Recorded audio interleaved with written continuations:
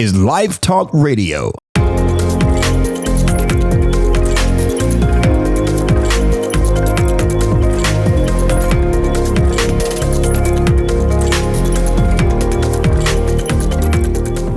Today on LifeTalk Radio, we are discussing get out of the comfort zone. You got to get out of the comfort zone.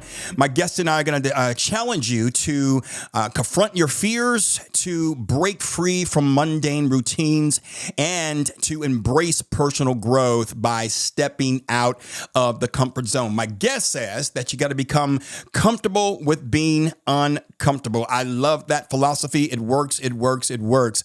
I'm going to introduce him here in just a moment. But first, if LifeTalk Radio is adding value to your life and we're providing you with actionable strategies, we want to hear about it, because at the end of the day, it really is all about our listeners. And you can find us on YouTube. Please share, like, comment, and subscribe to our channel. Wherever there's a social, LifeTalk Radio is there. You can find us on Apple Music. You can find us on Spotify. Anywhere that there is a social, LifeTalk Radio is there. I'm especially excited about today's episode because we are all the way in Virginia. That's right. LifeTalk Radio has a very broad footprint. And today we are in Virginia. Well, we're not actually in Virginia, but my guest today is in Virginia. Check this out, guys. He is a values realignment architect. I love that. Mr. James Schlosser is in the house. How's it going, my friend? Going awesome, Dana. How are you doing, my brother? Doing well, buddy. Did I pronounce the last name correctly? You nailed it. Yep. Nice. Man, welcome to the show, bro. It's really good to catch up with you. Yeah, it's great to be here as well. So love what you're doing and super stoked to kind of dive into this topic. Yeah, man, it's going to be good, bro. I love your philosophies and your approach to life. You are a very successful individual in many facets. And let me just read a little bit about you today. Here's James's bio. Check this out, guys. So James is a recognized expert in the D2D industry. D2D stands for door to door. James nearly lost it all after becoming a top sales performer due to burnout and complacency. Today, he is an award-winning sales leader in the roofing industry, achieving a staggering $3.1 million in revenue just last year alone, all without burning out or compromising his family or his faith. That is so strong right there. James is a popular keynote speaker and is brought in to speak on building a set of core values, building intentionality, and scaling your business. And today, we're going to talk about that and how it translates to any area of your life. I don't care if you're a single parent, if you are an artist, if you are an athlete, if you are a thought leader, a pastor, no matter what you do, we all, should I say, dealing with the comfort zone. And so today, my guest and I are going to talk about that. James, again, bro, it's just so good to have you here, man. I'm looking forward to having this discussion with you. Yeah, same here, man. It's going to be awesome. Yes, sir. So some of the things that we're going to talk about with James today is what is the comfort zone, how to identify it, because sometimes we are living there and we're so comfortable with the comfort zone that we don't recognize that it is the comfort zone. So we're going to talk about what that looks like. We're going to talk about overcoming fears and resistance to personal growth. Wow, that is so powerful right there. And then we're going to talk about the psychology of the comfort zone, discussing how habits, routines, and familiarity contribute to the comfort zone. And we're going to examine the impact of the comfort zone seeking behaviors. Man, I tell you guys, I want you to lean into today's show because it is going to be super, super good. My quote for today, it comes from my guest. It says that when you have a system on which you are going to base your life, and you're consistent with that, the results are going to breed success organically. James, you know what, man? I love that, dude. Why don't you kind of dig into that first before we go into your background? Talk about that quote for a second. Yeah. So, I believe that we need to have some sort of anchor on our life. Yeah. The reality is that life is going to happen, regardless of what we do. We're going to live another day and life is going to happen. And so I believe that there's two types of people in the world. There's a type of person that where things happen because of life. Yeah. So things happen to them. because, and then there's another type of person where things happen because of them. Oh, Life happens because of them. yeah. And there are two different dispositions towards the same thing, which is just life. So the idea of like life is going to happen because of me, Yeah. I'm going to go through my ups, I'm going to go through my downs emotionally, but when I have that, just that rock that I can stand on, which I believe is to have a system of core values that I'm Yeah. basing my life on, mainly, especially for your audience, just understanding like, hey, look, God is number one. Right. The family and the community around me are number two, and those are the things that are just going to receive the most amount of my attention.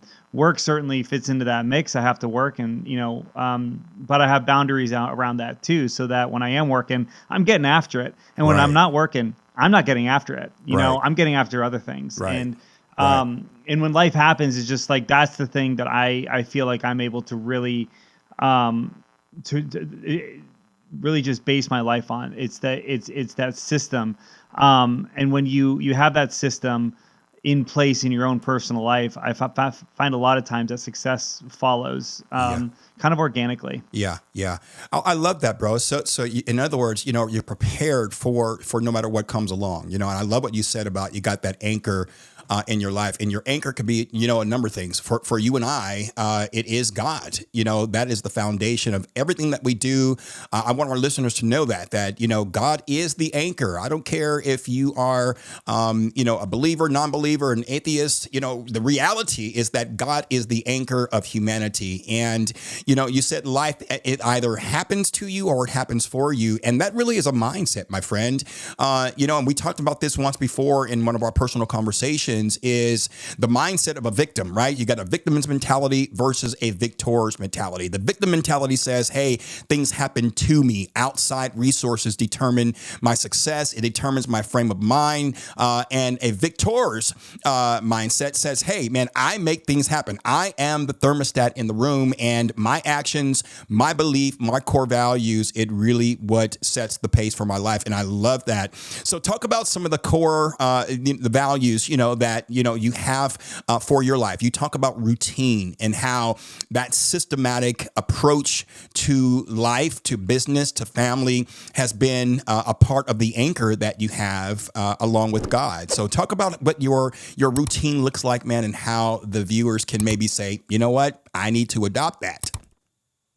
Yeah. So I think with routines, and this is something I've been looking into a lot, they fluctuate. So I think we have this idea where we are like, I'm going to get a routine and it's not going to change and it's going to be the same and it's going to be steadfast. But the reality is, it's like my routine does change. Yeah. But it changes because I grow. What's beautiful is that God doesn't change. So even though, the times in which I pray, or the method in which I pray, or the disposition from which I pray might change over time. The fact is that, I mean, he's the rock. So just by sort of clinging to that rock, regardless of where you are in life, that's the thing that just like that's what's unwavering, right? And so for me, right now the routine is, I mean, you can go through like my morning routine. Yeah, let's do but it. it's like I wake up, and I'm just taking care of the family. I try to get up a little bit before everybody else, do just sort of a morning offering, just say, God, I give this day to you, spend some time in silence. Right. And then taking care of the family. And then I go to church every day, so once the family's kind of taken care of, everybody's ready, I'm out the door, I'm headed to church, hitting the knees, praying, and Nice. then I go to work, and then I get after it. And that can look like a number of different things. That could look Nice. like preparing for a talk. That could look like, jumping on a podcast, could look like knocking doors, following Yeah. up with customers, it can look like a number of different things, right? Life is crazy. We always have a million things kind of juggling around. Right. So, and I have, a million and a half things juggling around a lot of the times. Yeah. But it falls inside of the the boundaries of time for work, right? And then when I go home, it very much just looks like, okay, I'm separating myself from the world, right? I'll oftentimes say, that I try to put my phone to the side because there's nothing so important that it needs to get in the way of my time with my family. Good stuff. It's what life is for, right? Like we have work, we have careers, and a lot of times we just kind of look at that as like the end, right? Rather than the means. And what I say is that work is a means towards the end, and that end is obviously relationship with God and family. Yeah. And so if we can change the mindset of like work is like our identity to like work is a vehicle, work is a vehicle towards something else, something higher, then I think it'll be a lot easier to implement these things like boundaries around our phone, boundaries around our time with work and our clients, and just be able to sort of at whatever point of the day, whatever you decide is most prudent for you, to be able to just to set that aside and focus on the things that actually matter. We're working for, XYZ purpose. We have a Right. why established. Mine is like, look, my wife, stay-at-home mom, got 2 kids, want to send them to private school, blah, Right. blah, blah. I have to make a lot of money, but then at the same time, I have to make a lot of money for that. I don't just have to make a lot of money, Right. and that's the end, that's the why. There's a concrete why outside of the work, where work is now purposeful towards that end, and so I have to keep it in that box. Yeah. I love that, that you said so much there. One of the things that really just stood out to me is, you talk about the balance mindset and, everything has to have a balance. And yeah, it's so easy, bro, to get caught up in, what we do as being our identity without understanding that, hey, first I am a, creation of God and everything I do must reflect that. But we allow, our identity to become our job. We allow our identity to become, the success on our job. But I love what you just said, bro, about it. It's not the end. It's not the means of who you are, but I mean, it's a means of what you do, but it's not a means of who you are. And that's super important because it's so easy to get caught up in the minutia of, chasing a dream. And sometimes it's easier to get lost in that than it is to maintain your mindset of, hey, this is just a part of my life. It's not my entire life, but it's a part of my life. We all like success. We all do like the money. But if you can maintain a healthy mindset as to, putting your life in perspective, God first, family, ministry, work, that is a very healthy balance. And I love how you have you've done that in your life and it is proven to be effective for you because, man, you are a very successful guy in your field. Let's talk a little bit about your background. Talk about what you do now and then, how you got into the industry that you're currently in. Yeah. So, I've been in door-to-door sales now for 5.5 years.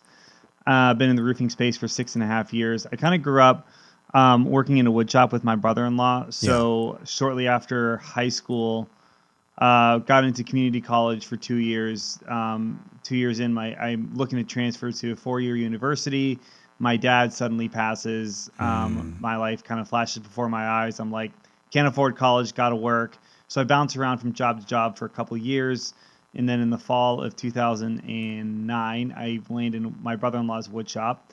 That he's starting a company, and I'm his first hire. Yeah. I end up sticking that out for about 7 years. I take a little bit of time off to do some travel, and then meet my wife. And when we were engaged, weren't making any money, which is actually, in one sense, it was uncomfortable and unfortunate. It would have been really great to be able to pay for a nice wedding and already have a house bought. I didn't have any of that stuff. I barely had any money to my name, but we knew that we loved each other and we were gonna work hard and figure this out. And we both knew how to work really, really hard. Right. And that's something that we kind of clung to, and just the realization that it's like, hey, look, we're kind of in this, we're doing this and we're doing this until death do us part. Right. And sort of as we're going on that route, I ended up getting a job that paid way more than I needed 6 weeks before we got married. And so. Oh, wow.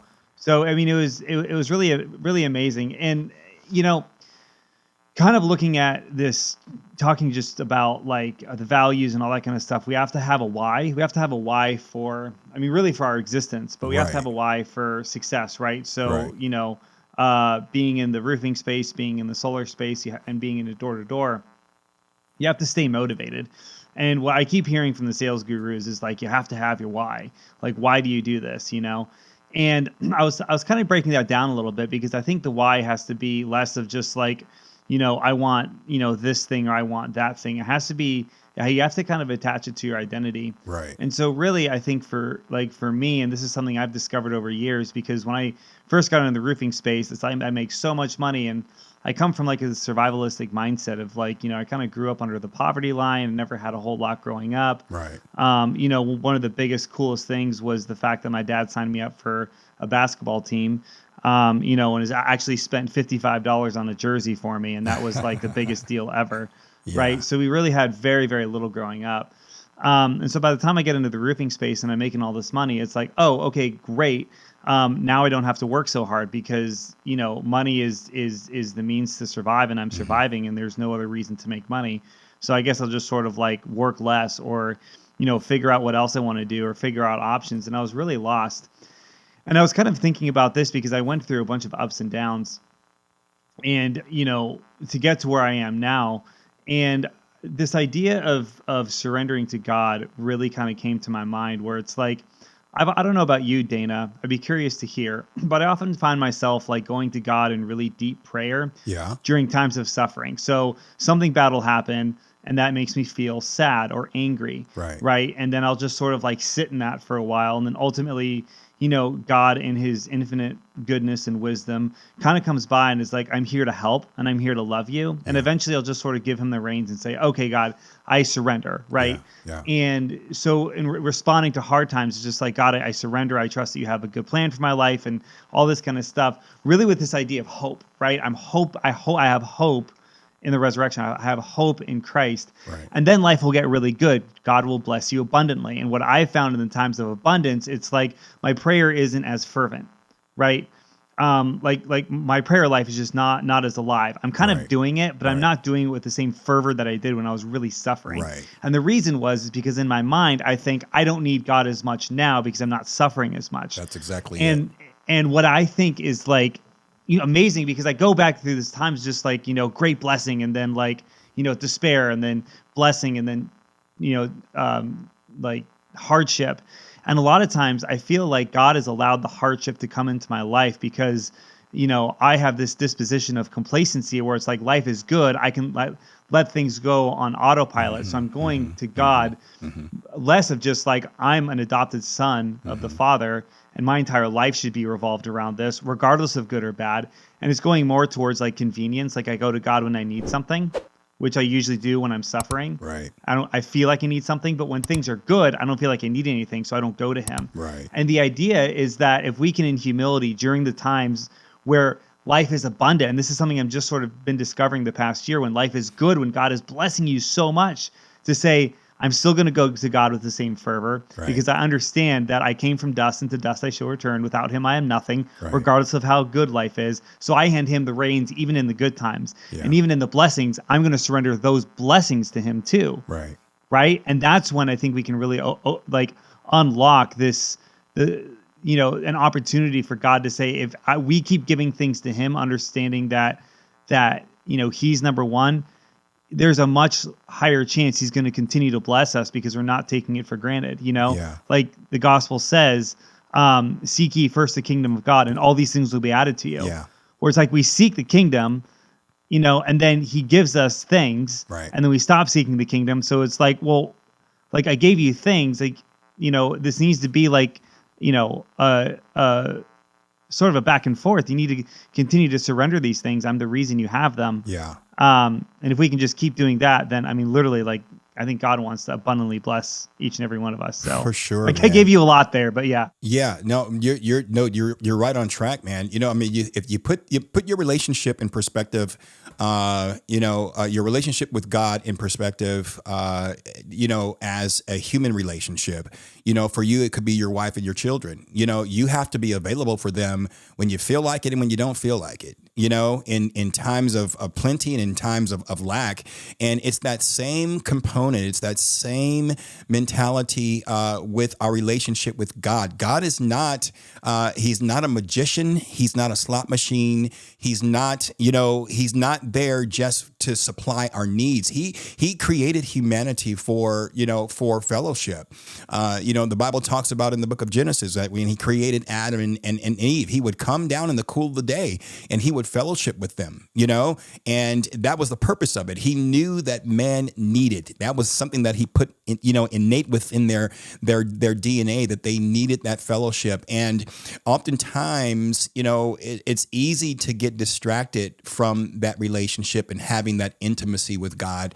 And yeah, you're right. The grace of God, man, he just, he'll let us go so long, before he begins to pull on us, again. But he desires that consistent fellowship, that consistent, relationship, and even that place of complacency. When we are feeling that abundance, that could be a comfort zone as well, and we have to get out of that comfort zone and say, okay, God, you know what? You are the God of my plenty and you're the God of my lack. And regardless and irrespective of what I have or what I'm experiencing, it's all about you. And sometimes that's a difficult place to be because, we as human beings, we have so many needs outside of that intimacy with God. And don't misunderstand me. I don't want my viewers to, tag and say, what are you talking about? I mean, we have need for touch, we have need for affirmation. We have need for, food. We have need for, we have all these external needs. And God is saying, look, yeah, I understand that. I created you in that way. But at the end of the day, the source of those things really do have to come from me. And when you get out of balance thinking that it's my job or it's this, book deal or it's this this marathon or whatever that thing may be, it gets out of balance. I want to go back to this. I want to circle back to, because you talked about your why, and people do talk about that a lot. You got to have a why. Just having personal conversations with you, and just the man that I know that you are, you're very much a family man. You have a beautiful wife. You have 2 beautiful children, and that's your why. That's your why. What would you say to a person out there that doesn't have a family, that doesn't have, that doesn't have the anchor of that why? What are some suggestions? And I know I'm kind of throwing a curveball here, but what are some suggestions for someone that may not have that particular why? What other kind of whys can we attach ourselves to? Yeah. Okay. So this is a great question. So I would kind of take back saying that my why is my family, because that would essentially mean that they have prioritization over God. My why is to be a beloved child of my Father. I've been adopted as a son of God, right? So my why is to live out that reality, for the kingdom of God. That's it, right? Okay. To grow in sanctity, to be a saint. That's what it does. It takes form primarily through loving my wife and my children and serving them, right? Okay. So, but in doing that, I'm loving God. So, so my why is to, serve the Lord my God with my heart, soul, and mind, to love my neighbor as myself, right? Yeah. 2 greatest commandments that we've been given. That's the why. Now, it can take place for everybody. I really do think that there is this place for the life of contemplative prayer. So I've studied a lot of, so I just, in being Catholic, just studying a lot of the Dominican order and the Franciscan order. It's just really, they talk so much is about living a life of prayer, of silent prayer. And I would say to the person that would be single, the manifestation of God's love for you, it's not something that I could really say like, oh, you should do this, or that. Right. It's less about action and more about being, right? And the action kind of comes from that. Right. So great quote that I heard yesterday was, "We are a human being before we are a human doing." Right. So rather than like, what can single people, or married people do or not do? I can do very little. I know that, right?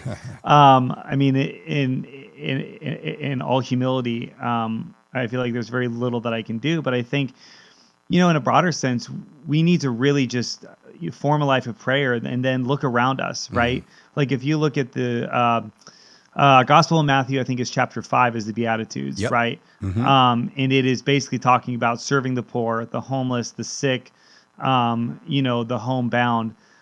I think there's really a place for that. Yeah. One of the things that I've talked about with my wife when it comes to the Beatitudes is she's just like, well, I can't go and do like the soup kitchen and like clothe the naked and feed the hungry, because I'm like raising children. And it's like, well, for her, living the Beatitudes is doing all those things. It's clothing them, it's feeding them. Like those are our Beatitudes, right? Right. For the person that doesn't have those or whatever, are there people in the community in the surrounding area that can be helped? Because I think if we're going to find any sense of, what's the word I'm looking for? Fulfillment? Fulfillment. Yeah. If I'm going to find any sense of fulfillment, it's going to be in serving those around me, right? It's to live that life of contemplative prayer, to receive the love that God wants to give us, right? In the good times and in the bad times. And then from that to go forth and to serve. Yeah. And that's just going to look different for everybody. That could be like church, that could be sports, that could be, like for instance, Dana, like, you're at the gym all the time, right? Like could serving look like, I don't know, starting a program or helping people lose weight, Right? Who are just like, oh man, and not anything like just like, okay, you could start a program and you could charge money for it or whatever, but maybe just like your neighbor, Yeah. Who's just like, man, I really want to get fit. I want to start running. My goal is, I don't know, run a half marathon or, lift 300 pounds or whatever it is. Right. Like, is that something where like, cool, like, God has given you so much love. He's given you opportunity, you've taken that and done good things with it. You're successful in the gym. How could you take that and help somebody else? Right. So right. yeah, that's sort of just a rough idea of what I would say. I love that, bro, because what you're saying is, when you look at loving God, the highest form of love is service. Preferring your brethren, preferring the needs of your brethren. And that's what the Beatitudes really is all about, is seeing beyond your personal need and serving the needs of others. And bro, it's such a beautiful, it's a symbiotic relationship between you serving someone else and your needs being met, right? The Bible says to let this mind be in you that was also in Christ Jesus. And what was that mindset, man? It was people. It was serving people. It was, giving himself out, pouring himself out for other people. And so I love that. And so while your why, going back to the why, why you may not have very tangible things that you can attach to your why. Maybe you do. That's great. But what you're saying, your philosophy is being a representative in the earth, being kingdom minded, that no matter what I do, I'm doing it all to the name of the Lord Jesus Christ. He said, whatever you do in word or deed, do it all in my name. And so as a representative in the earth, man, there's just a lifestyle. There is an attitude that we must have towards humanity and towards other people, that it is the mind of Christ. And so I love that. So by you serving others, and by you serving your why, or your family, that is your why. I love that. It's biblical, and it's very healthy, man. It's a very healthy thing. Thank you. Yeah. I love it. I would just simply add that, it is out there. It is going out and serving other people, but at the same time, it's kind of all rooted in our relationship with God and in our prayer life and our communion with God. So, there are times when, you could go out and serve, people. And I feel like the more you serve, the more you got a big, red X on your back, the devil's going to come out and try to get you, right. And trip you up. And so I think hinging our life in a life of prayer where, if we go out and serve, and if we do well, not to really just take that for ourselves, but really just to take that back to prayer. Yeah. Take all the bad stuff back to prayer, take all the good stuff back to prayer, and just stay humble and stay inside of your lane. Yeah. so that God can just continue to use you in whatever way that he wants. Yeah. Yeah. You know, Yeah. that could be big, that could be small, that could be spoken, that could be unspoken. Right. I completely agree with you. Prayer is the key. It's that connection that you have with God. So he can, number one, it's a couple things, through prayer, God replenishes us because when we serve, it depletes us. It depletes us spiritually, mentally, sometimes financially, relationally. It can deplete us in many ways. And coming back to the source, he is the source of life. He's life, health, and strength. And we come back to the source to be replenished. And then number two, in prayer, God gives us our marching orders, and sometimes, we have the heart to serve, but we're serving within our lane. And a lot of times God is like, look, I need you to get out of the comfort zone, get out of your lane, and I need you to go serve here. But God, I don't have that. I don't have that.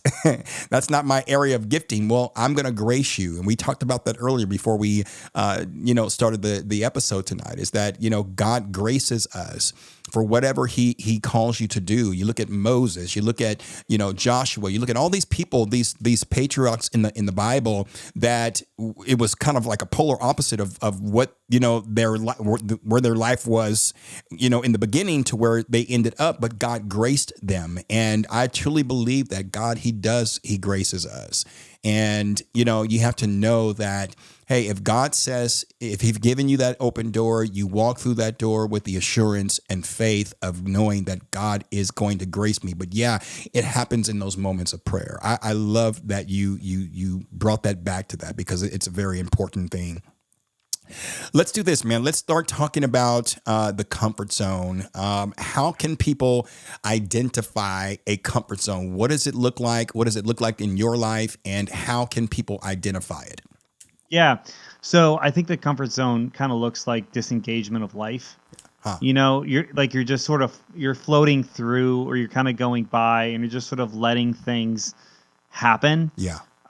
Where there's no plan, there's no purpose. Again, kind of going back to what we were saying, that group of people where life happens to them rather than because of them. So I think a marker of being like, man, am I comfortable? Am I not? Is you're not really doing anything. You're kind of going through motions. You're kind of just going through whatever, but you're bored and you're disengaged and you're uninterested in specifically what you're doing. I would say that's probably one of the biggest markers for just being in a place where I'm just comfortable. Right. Because let's say you are in that particular mind space inside of 6 months. Ask yourself one question: have I grown? Yeah. In the past 6 months, have I grown? If I've grown, where have I grown? Be specific. Where are those areas of growth? Yeah. Because if you haven't grown, then you're probably in the comfort zone. And it'll be a big marker. We are always meant for growth. Okay. If we get to the top of our industry, we are still called to growth. Right. For our own personal selves, our own personal developments. And that can look like a lot of different things, We can talk about comfort zones inside of, our careers. We can talk about comfort zones inside of our relationship with God, or inside of our relationship with ourselves too. Yeah. But I think the biggest marker is like, if I am not growing, I am, I'm comfortable. Right. Right.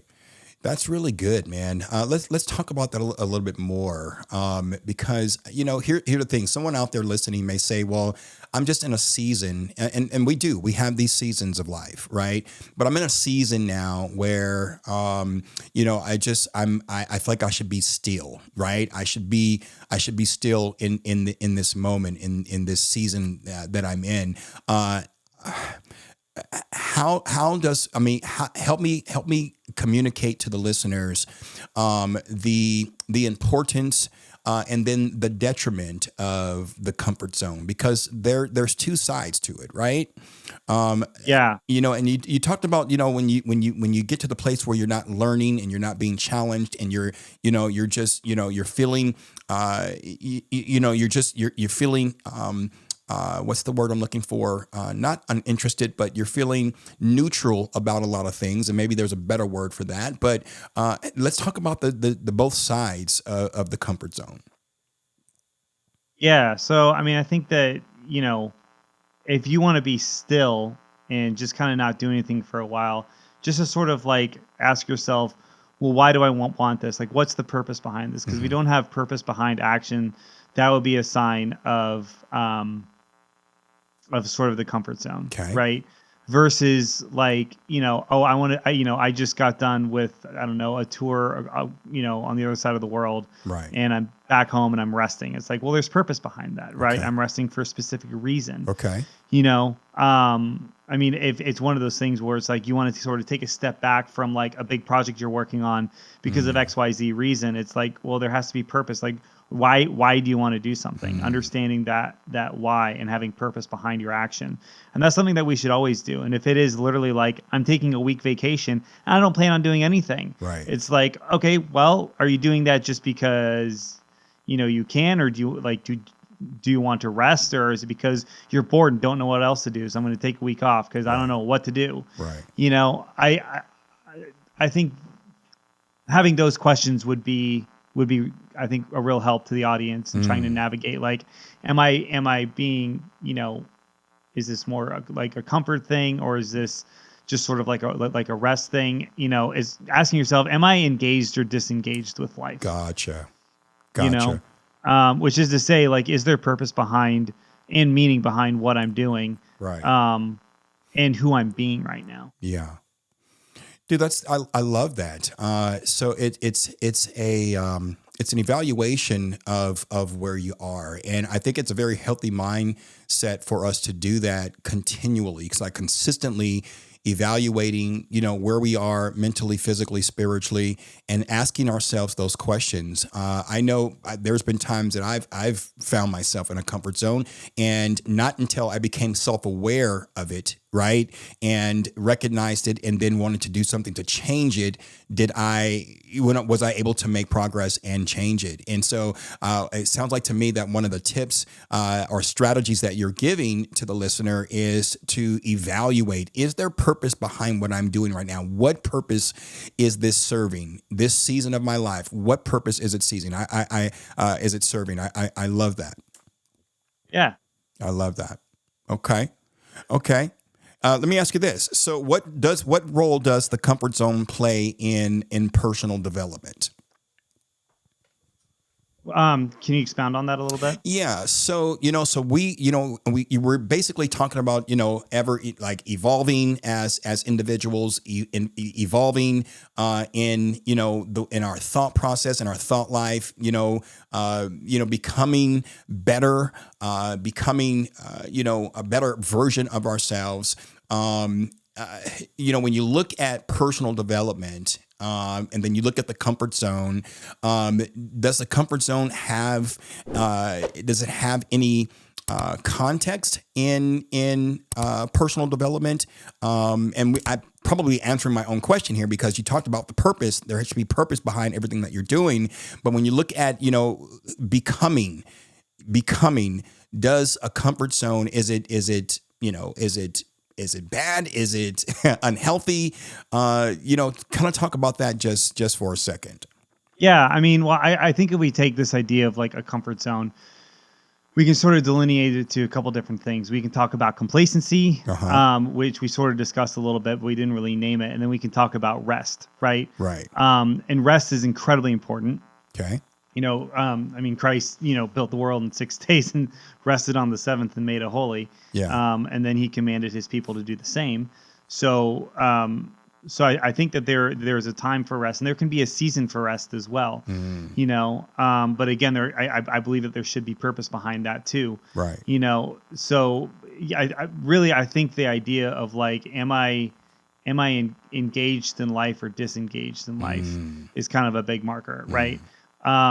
It could be the question of like, if I'm coming up against something and I'm just choosing to be comfort, am I afraid of, things that I might have to face or challenges that I might have to take that I don't quite trust myself on. Right. And, I should be going in and just, charging forth, so to speak. Or is it one of those things where it's like, no, I need to rest, and here's why I need to rest. And I have real purpose, and it's not for, it's not anything like I'm disengaging from life or anything like that, but it's just, I am resting so that I can like regroup, recharge, and then kind of proceed accordingly. Gotcha. I love it. I love it. That's a very healthy approach to that. I just want to make sure that I'm covering all bases for our listeners, because I know there's probably somebody that's tuned into this this episode and they're thinking, man, you just don't understand what I'm dealing with. You don't understand my struggles. You don't understand, my upbringing or my past, and they don't have the ability to engage in life, right? How does a person go from life happening to you living and you being the force behind, what happens with you? How do you make that transition? Yeah, totally. So this is a great question. I think that all of us are doing something. We all have something right in front of us, Mm-hmm. right? That could be work, that could be relationships, that could be like whatever, right? But to anybody who's listening, you're going to wake up tomorrow and there are things that need to be done. Right. Maybe it's you have a job or you have a big project to accomplish. Maybe it's taking the trash out or cleaning your room, Yeah. or making your bed or something like that. Right. But whatever it is, if you want to start taking charge of your life, and Jordan Peterson talks about this as well, whatever you have in front of you, do the best job that you can at it. You don't have to have it all figured out. You don't have to know what you're doing a year from now. In fact, a lot of times, God doesn't let us know, what's going on 5 feet in front of us. Right. Right? Like, we serve a God who's the God of the present. Right. God isn't in the past anymore, so there's no need to consult that or live in the past. Right. There's also no reason to desire to know too much about your future. It's good to plan. It's good to be prudent about that, but don't live your head into what's going to happen tomorrow or next week or next year. Live your life in the moment, in the now. This is where you encounter God, is in the here and in the now, and nowhere else, right? So if you're listening to this and you're still in bed and you want to wake up, and like, what do I need to do? Get out of bed and make your bed and make it the best that you can. Yeah. Right? Go to work, do the best job that you can with what's right in front of you. And you may not like it, and that's okay. You aren't necessarily called to like what you're doing, right? But you are called to be faithful and do the best that you can at what you are. And if you start to slowly live that lifestyle and do that day in and day out, what can I do better and how can I do it better? Things will begin to open up, and you'll find yourself, and it's a process. It's not going to happen overnight, but you will find yourself, where life is starting to happen. Opportunities are opening up because of you, rather than life just happening to you, where you're just sort of sitting dormant because you're bored, right, or you're unengaged. And then suffering is coming along, like it inevitably does for everybody. And then you're just sort of like taken over by that, right? A quote that I love by Louis de Montfort, who was a French theologian, I believe, or French philosopher. Okay. I believe he stated, or maybe he quoted somebody stating, like, when life is good, imagine what it's going to be like when it is bad, and begin preparing for that now. Ooh, and that is such good advice, and it's something where it's like, when I'm in times of plenty, start planning for when it's not going to be times of plenty, because suffering is inevitably going to come. And if you can prepare for it now, if you can prepare for the storm during the harvest, then do it, because you're going to weather the storm much better than if you're just sort of like sitting in the moment or sitting in your bounty and not planning for ahead, not planning for, the difficulties. Then life is going to come, catch you by surprise, and it's just going to be a lot more, challenging to bear. Yeah. So I would say that if you're in that spot of like, how do I go from, this life that I don't really enjoy and I feel unengaged to, being on top of the world and feeling awesome and, doing all the things that I want to be doing, just do what's right in front of you and do it well. The Lord says, those who are faithful in small things will be given greater things. Yeah. But how can you expect greater things if you can't be faithful to the things that you have to do right now? Whether that's cleaning your kitchen or making your bed or saying hi to your neighbor or whatever it is. Be perfect in those things, and that's when the bigger things will come along. Bro, I love what you said, that there's always something to do. there is always something to do. And I love the example that you gave, making your bed, fixing food for the children, feeding the dog, walking the dog, washing the car. There's always something to do. And you got to use those things. Man, they may seem mundane, but if you can begin to do those things, and I'm talking to the listener now, that if you are in a place where you're, hey man, I'm just, I got to do this again. It's just the same routine. You do that routine because it is an action item. Right. And you begin to see, you know what? Hey, I'm doing this and I'm doing this well. There's just something about that it builds confidence in you when you can say, you know what? Yeah, I had to walk the dog today. I did not feel like walking the dog, but I did walk the dog because I know the dog needs it because it's healthy for the dog.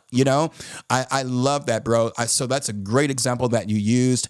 This is a great segue into our next topic, overcoming fear and resistance to personal growth. Overcoming fear and resistance to personal growth. Now, I want my listeners to understand that, personal growth, it's hard. When you think about growth, just in itself, you think about a seed, you plant that seed in the dirt. The Bible says that it has to die first, right? And then it takes a root system and then it begins to grow up. Personal growth. And I want to talk about that just for a moment because, man, the fear of the unknown, becoming greater than who you are, becoming better than what you are, it's always going to take work. It's always going to take resilience. It's always going to take perseverance. So let's talk about that just for a moment.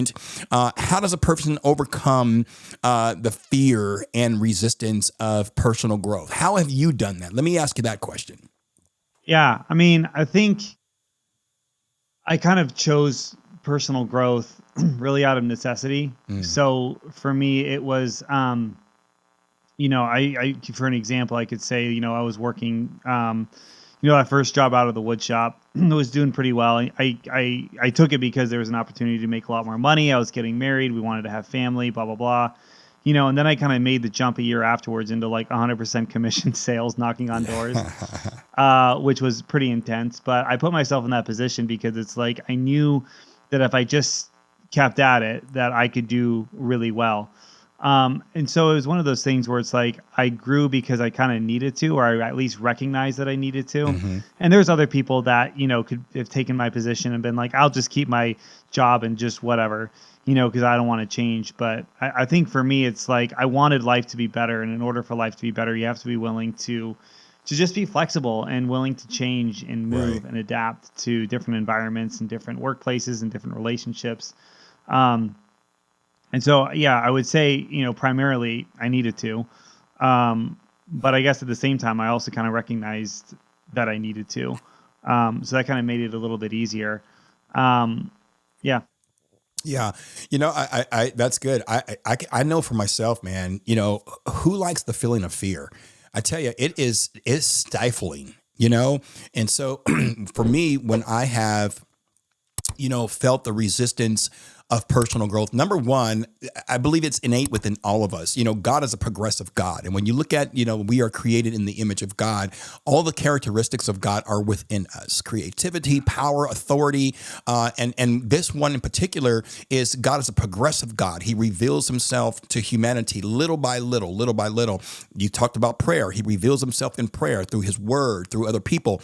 And there's just something within us that I don't think we as a human race, we want to be stagnant, and so we feel that resistance because of, whatever that outside force is. But I know for me, man, in those moments when I feel that resistance, I just try my best and embrace it because it's going to be better on the other side than what I'm feeling on this side. And I hate that feeling of fear. I hate that feeling of discomfort.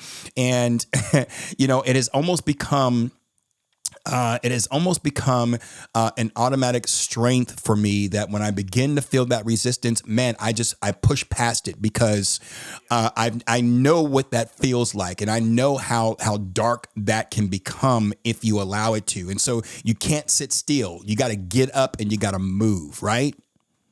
Yeah, absolutely. And I think too, kind of going back to what we were anchoring on, which is the why.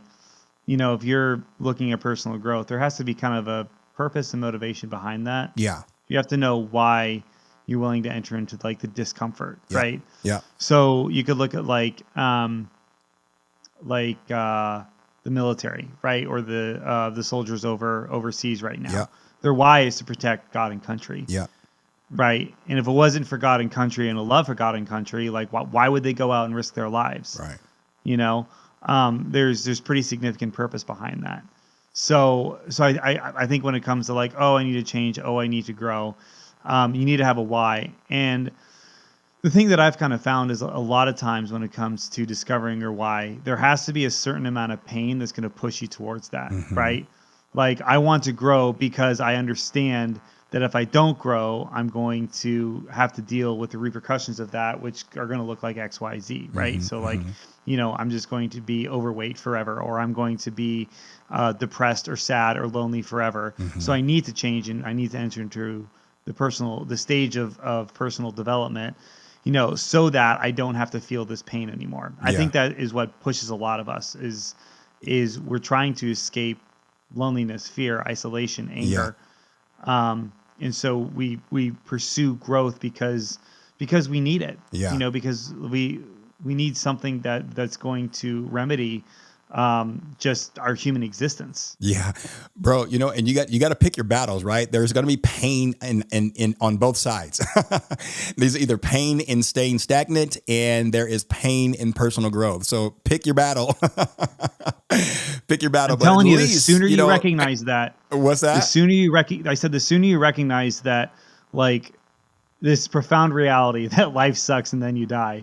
It's like choose it. Choose what's going to be difficult. You choose it. Yeah. Like life is either going to be hard to you, or life's going to be tough because you chose to do great things. Right. And that's going to be difficult and stressful. Yep. But it's going to be difficult either way. So the sooner I think that you can recognize like life is tough, the sooner you can get on with it. Yep. I agree with that, man. And you know what? You look at the example of like some of these people who are elite in their field, right? So you look at amateur, professional. You look at the elite. There's a progression. Elite is like the top of the best of the best, but it shows you that it's possible, right? But you look at some of these athletes, and you look at some of these very high profile business men and women, and you think, man, gosh. How did they get there, right? And I think that it's about embracing. Number one, it's about embracing that we all have limitations. Okay, we all have them. But number two, it's about recognizing what your particular limitations are. We excel in life at different paces. And that is okay. That's the grace that God has given us, and sometimes it's easy to get caught up in the mindset that, hey, I'm not where, he or she is. And so I'm just going to stop trying. And God is saying, look, yes, you have limitations, and I put those limitations there for you to become better. And so how does a person, number one, how do they identify their limitations, and how do they overcome them, James? Yeah, well, I mean, if you have a specific goal and you're trying to reach that goal, like the limitations will kind of show themselves, right? But you don't know what the limits are if you don't have a pursuit or a goal, right? And then how to overcome those limitations. Yeah, I mean, I think there's a number of answers that you could say. So let's think of an example here. Like I want to, we'll just use like the gym, I want to lose 50 pounds. Yeah. But I can't bench more than 10. Yeah. Right. So how do you overcome those limitations? It's like, you just have to go and be super consistent, right? Yeah. Like, how would you, if like, what would you say if somebody's like, I want to lose 50 pounds, but I can't bench more than 20 right now? Like, what would you tell them to do? Right. That's a great question. So I would first start and say that, number one, with being in the best shape that you can be in is 20% gym, 20% gym, 80% nutrition. Right. So let's start there. It's not about how much weight you can lose or you can bench. It's about your dietary intake. Right. So let's first start there. So I love the question because a lot of times people think, okay, that this is the answer. And someone who has been there and has accomplished it says, no, that's a great answer, but that's not the answer. That's not the solution that we need to focus on. Right. So I love that. So it's about having the right information and implementing the right information. You don't have to figure this stuff out on your own. Right. I know for me in my limitations and, let's just say with working out, let's say I want to bench 250. I can't start off benching 250. I have to start with something that's more reasonable within my scope of strength. So I start with, let's say, 200, right? And then I build on that and I do it over a process of time. And eventually I'm going to get there because I'm focusing on strength building. And that's different than bodybuilding. That's different than, other forms of physical fitness. But it's about knowing, first of all, the lane.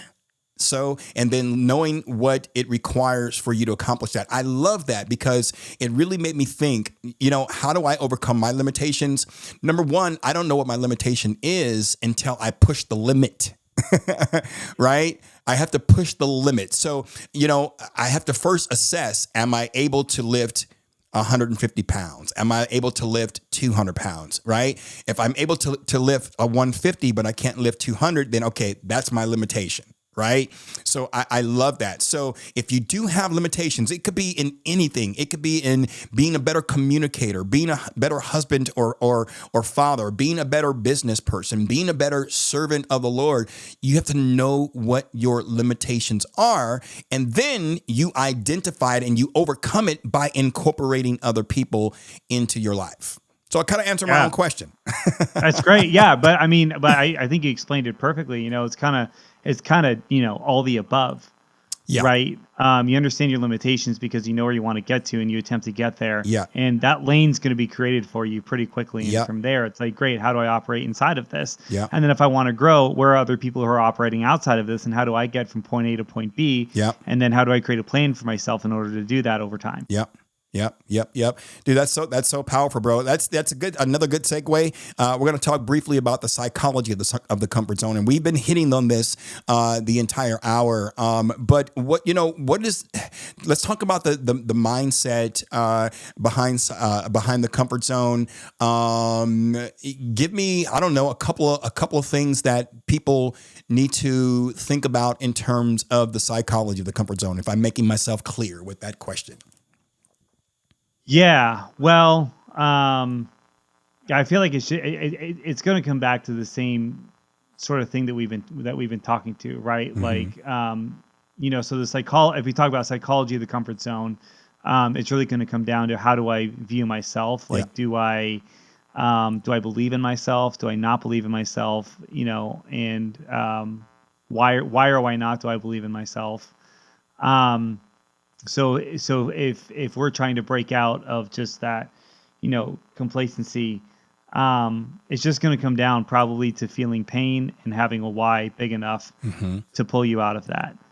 And then it really, I think, you can have that big picture of I want to get like, here in X amount of time, which can be kind of difficult in prayer life because I think at the end of the day, we just kind of got to hand God the reins of our prayer lives. We just have to be consistent in our efforts and then allow him to kind of steer that ship. But with other practical things, like, again, kind of using the gym, I want to get here at this time, and I just have to break out of sort of the mentality that I've been in, because I understand that if I stop, if I just sort of go back into the comfort zone, it's like, well, your why wasn't big enough. Yeah. You didn't experience enough pain. And so I think having that perspective can sort of help kind of break you out of that a little bit. Right. Dude, and I love what you said at the top of the hour. Your quote is that you got to be comfortable with being uncomfortable, right? So that psychology behind the comfort zone is that you're going to be uncomfortable. There's some uncomfortability. I can't say that word within that, and you have to recognize that. And so, your mindset on being comfortable with being uncomfortable. Have you become completely comfortable with being uncomfortable?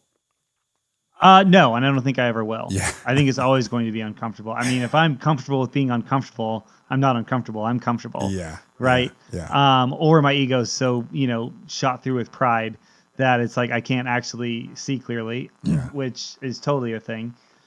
But no, I think the discomfort will be there. I think life will always present you with challenges and difficulties. Yeah. And so you just have to be able to, take a step back from yourself and ask yourself, like, what is the good thing or the right thing to do in any particular situation? Right. And then proceed accordingly. But you can't make a judgment call just based off of um, like whether or not it's going to provide comfort or discomfort. Mm. And this is sort of again kind Mm. of coming back to values. Like we need to make decisions based off of what's right Mm. and good for us. Mm. Not off of what is easy. If we make decisions based off of what's easy and comfortable, then we're not going to be happy for very long. Yeah. But if we're able to sort of step away from, deciding something based off of comfort or discomfort and more off of what's good, true, and beautiful, I think we're gonna have a much higher chance of long-term happiness. That's so good, bro. That's so good. Dude, I love that. I love that. I love that. We're coming to the top of the hour, man. And I want to just touch on this before we wrap things up. You've been very successful in your career. In fact, we said it earlier at the top of the hour that you are now an award-winning sales leader in the roofing industry. And you achieved last year $3.1 million in sales. Dude, that's fire for one individual. Especially people don't understand the struggle in door to door and in sales. It's that's a huge accomplishment. And I have a question for you. So when you look at success, how important are boundaries regarding your time, and how do you allocate your time appropriately to ensure that all your responsibilities are taken care of and that they are met? Yeah, totally. So boundaries are incredibly important. If I didn't have boundaries, I'd be burned out. Yeah. So if I just sort of let life happen, and even if I'm successful and don't have boundaries, Yeah. then your success will have limits, because you ultimately have limits. Yeah. And then how I organize, and allocate my time accordingly is based off of my values. Yeah. So like I had mentioned, like I put work inside of a box. I'm going to work these hours. I'm going to get after it, and be the absolute best that I can be Yeah. inside of this hours. And then when those aren't around, I'm going to go and allocate my time towards the things that really matter to me, or things that I really care about. Mm.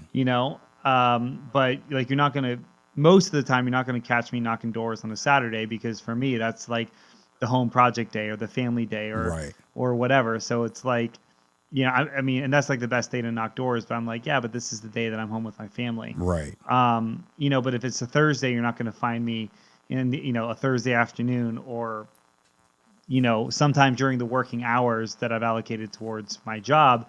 You're not going to find me, doing XYZ with my friends, or, being home for, family stuff. I'm probably just going to be out working. Yeah. And there might be times where it's like, I do have to come home on a Thursday, so then it's just like, I might shift some things around and, work a little bit longer the next day or whatever. Right. But yeah, I mean, absolutely. Again, if you have boundaries, like you have a much better vision of like who you are. Mm-hmm. Like if I didn't have any boundaries around work, it's like, well, then work is your identity, because you're allowing it to take your time, and like my time's valuable. I can't just give it to work all the time. Right. And the more that I'm able to just like step aside when I say it's time to stop work and focus on other things, the more valuable my time becomes, because the more successful I become. Right. Again, it just comes back to like, seek first the kingdom of God, and all these things will be added to you. Sir. Like, I'm not out here saying like, I'm going to be super successful. I'm going to do the absolute, I'm going to be the best roofer in the industry. Like, I probably am not. And I'm not necessarily trying to be the best roofer in the industry. I'm trying to be the best version of me. There you go. In the roofing industry, and in my relationship with God, Love and it. my relationship with my family. I love it. And so I'm going to put boundaries around my work. And when I am when I am getting after it, then I'm doing the best that I can. And if that makes me, X amount of dollars or 4 times X amount of dollars. Like that's not the point. Yeah. And the money's not the point. The Yeah. point is that I'm becoming the best version of myself in all these aspects of life. And then the results are going to be the results. Yeah. Dude, I love that, bro. I love the consistency of your message. Your quote, and I go back to it and I quote, when you have a system on which you are going to base your life and you're consistent with that, the results are going to breed success organically. And bro, that your message has been consistent from the top of the hour to right now. And I just want to say thank you so much, bro, for having you on the show. James, you are just a jewel, man. I appreciate you. Listeners, listen, if you want to get in touch with James, he is not only a roofer and door-to-door guy, but he's also a keynote speaker. He's brought into corporations to train them on how to be better at what they do. And so if you want to get in touch with James, tell the listeners how they can contact you, my friend. Yeah, sure. So you can shoot me an email, info@jamesschlosser.com. I'm also on LinkedIn. And if Dana, if you want to just throw that link into the show note descriptions, sure. As well as my Instagram, that.james.guy. Again, if you can just throw a link in the description for that, you should be able to get a hold of me. Nice. Man, I've really enjoyed talking with you. Today, we talked about get out of the comfort zone, recognize the comfort zone, the philosophy of the comfort zone, and how your personal habits really do determine the trajectory of your life. Man, thank you so much. Listeners, until next time, please go to our YouTube channel, subscribe, like, share, and comment our content. And we hope to bring you some better, more thought-provoking conversations here in the future. Not better, but different. Have a great day.